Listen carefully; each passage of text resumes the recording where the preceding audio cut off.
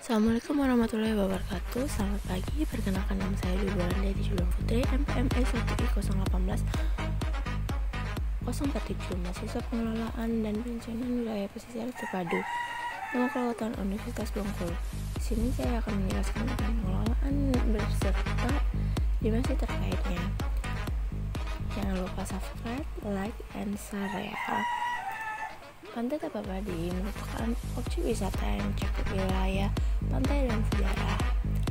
Pantai ini terhubung langsung dengan Pantai Panjang dan juga Pantai Zakat. Pantai Tapapadi awalnya merupakan pusat pelabuhan laut pertama di Bengkulu. Pantai ini juga sekaligus penunjang transportasi laut pemerintahan Inggris di Bengkulu saat itu. Dengan keindahan yang dimiliki Pantai Tapapadi, ini tersembunyi masalah yang cukup penting.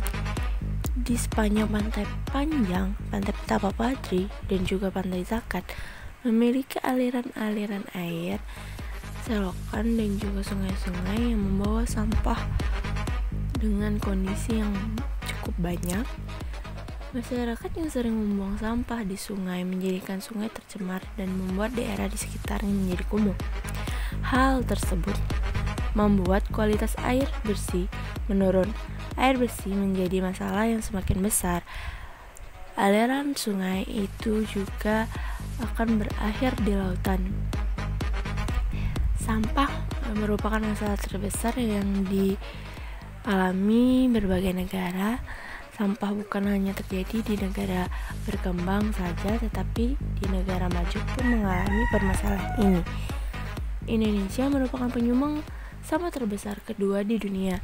Pada tahun 2019 saja, Indonesia diprediksi akan menghasilkan sampah sekitar 66-67 ton. Jumlah sampah ini lebih tinggi dibandingkan dengan jumlah sampah per tahun yang mencapai 64 ton.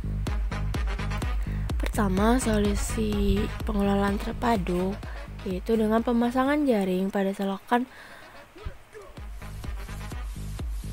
untuk menyaring sampah dapat menjadi solusi permasalahan. Jaring besar dapat menjadi solusi dari sampah yang ikut terbawa aliran sungai. Otomatis akan terjaring dalam jaring tersebut dan air akan bebas dari sampah yang akan tetap mengalir. Jaring besar dan kuat diperlukan agar dapat menyaring sampah dalam jumlah yang besar. Sudah banyak metode yang digunakan yang jaring besar ini dan negara-negara maju. Jaring ini dapat dipasang pada ujung aliran atau selokan dan juga di sungai-sungai yang menjadi langganan sampah.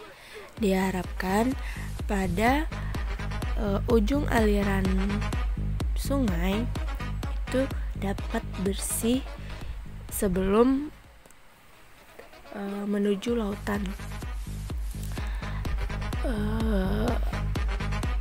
Pendidikan dan penyadaran mengenai laut dan sampah plastik penting sekali dilakukan oleh bersama, baik itu lintas kementerian seperti KKP, KLHK, dan Kemenko Maritim dan juga pihak terkait lainnya.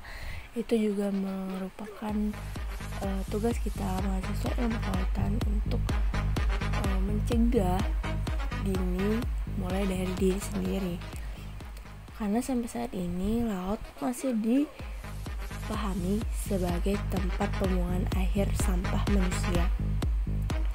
Pengelolaan terpadu serta dimensi apa saja yang terkait oleh pengelolaan ini, itu semua potensi dapat terpenuhi jika pengelolaan wilayah pesisir dan lautan sudah secara terpadu dan sinergi dalam wilayah laut dan wilayah darat sebagai perencana pemanfaatan yang lestari. Keterpaduan serta kesinergian pengelolaan wilayah pesisir dan lautan harus diliputi 3 aspek dimensi serta kesinergian. Pengelolaan wilayah pesisir dan laut harus meliputi 3 aspek yang terhubung satu sama lain, yaitu sektor halal, bidang ilmu dan ketarikan ekologis. Yang pertama sektoral, itu pengelolaan terpusat pada wilayah pesisir dan laut secara terpadu dan terkait satu sama lain. Berarti perlunya adanya koordinasi tugas pengeluaran wewenang serta tanggung jawab antar sektor instansi pemerintah pada tingkat pemerintahan tertentu. Bidang ilmu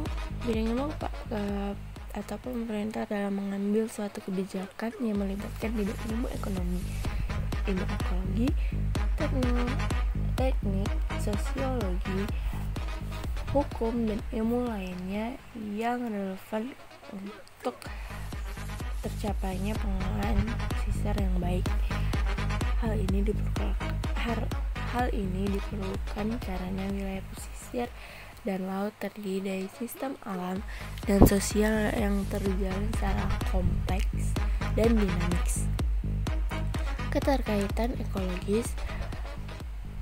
Secara ekologis seperti yang telah dijelaskan bahwa wilayah pesisir dan laut pada dasarnya terdiri dari berbagai macam ekosistem mangrove, terumbu karang, dan padang lamun yang saling berkaitan satu sama lain. Jika misalnya salah satu dari ekosistem itu rusak, seperti contohnya mangrove, otomatis ekosistem terumbu karang dan padang lamun juga ikut terganggu, dan ini akan berdampak besar bagi lautan.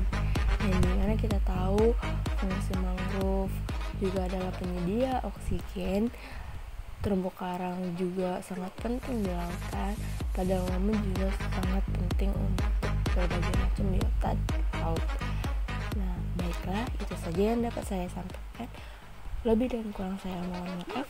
Wassalamualaikum warahmatullahi wabarakatuh.